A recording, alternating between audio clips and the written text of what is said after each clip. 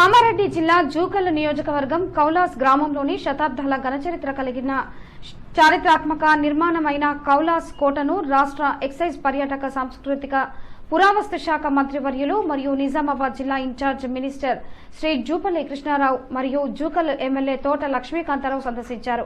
గత పాలకుల నిర్లక్ష్యం వల్ల ఎంతో చరిత్ర కలిగిన ఈ కోటలోని నిర్మాణాలు శిథిలావస్థకు చేరుకున్నాయని, పునర్నిర్మాణ పనులు చేపట్టి ఈ చారిత్రాత్మక వారసత్వ సంపదను రక్షించుకోవాలని మంత్రికి విజ్ఞప్తి చేశారు. భారత స్వాతంత్ర సంగ్రామంలో బ్రిటిష్ పాలకుల వెన్నులో వణుకు పుట్టించిన ఘన చరిత్ర ఈ కౌలాస్ కోటకు ఉంది.